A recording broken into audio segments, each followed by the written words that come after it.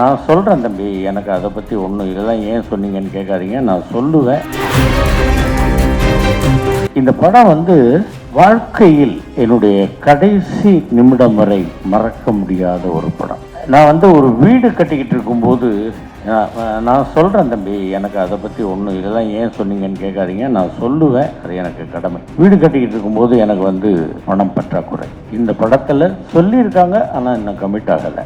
எந்த விதமான ஒரு தடையும் இல்லாமல் பேசிய அந்த சம்பளத்தில் 2/3 பங்கை உடனே எனக்கு அவருடைய சொந்த பணத்தில் இருந்து கொடுத்து, நீங்கள் வீட்டை கட்டுங்கண்ணே, அப்புறம் பார்த்துக்கலாம் அப்படின்னு சொல்லி எனக்கு ஆதரவு அளித்தவர் தம்பி விஜய் அவர்கள். நாங்கள் இருவரும் ஒரு தாய் வயிற்றில் பிறக்கவில்லை, ஆனால் நான் தம்பி என்று பாசமாக அழைப்பதும் அவர் அண்ணன் என்று பாசமாக அழைப்பதும் பூர்வ ஜென்ம புண்ணியம் அப்படின்னு தான் நான் நினைக்கிறேன். அது ரைட், வீடு கட்டியாச்சு.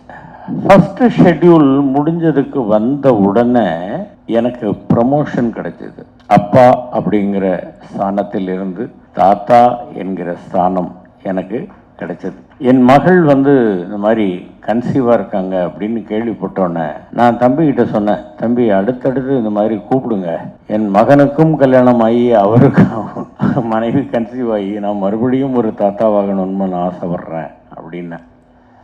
அந்த மாதிரி இந்த படத்தில் நான் நடிக்க ஆரம்பித்த பிறகு எனக்கு ராசியாக நிச்சயமாக எனக்கு இந்த வீடு கட்டி முடிந்ததும் எனக்கு இறைவன் அருளால் எனக்கு பேத்தி வேணும் பேத்தி வேணும் பேத்தி வேணும்னு கேட்டு அதே மாதிரி பேத்தி பிறந்ததும் எனக்கு மறக்க முடியாத விஷயம். அதனால் இந்த காதல் ரீசெட் ரிப்பீட்டில் எனக்கு நல்ல நல்ல சுபமான நிகழ்ச்சிகள்லாம் நடந்தது. அதே மாதிரி இந்த படம் ரிலீஸ் ஆகி மிகப்பெரிய வெற்றி பெற வேண்டும் அப்படின்னு நான் இறைவனை வேண்டிக்கிறேன். இந்த படத்தில் நடித்திருக்கக்கூடிய மது, அர்ஜுன் மற்றும் ஹீரோயின் மற்றும் கூட நடித்திருக்கக்கூடியவர்கள், என் மீது எப்பவும் பாசமாக இருக்கக்கூடிய தம்பி விஜய் அவர்கள், அதே மாதிரி உமர் பாய், அப்புறமா ஜிதேந்தர், எல்லோருக்கும் என்னுடைய மனமார்ந்த நன்றிகள்.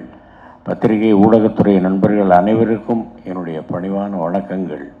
இறைவன் எல்லோருக்கும் எல்லா வளத்தையும் நலத்தையும் அளிக்கட்டும். இந்த படம் மிகப்பெரிய வெற்றி பெறட்டும் அப்படின்னு வேண்டிக்கிறேன். நன்றி, வணக்கம்.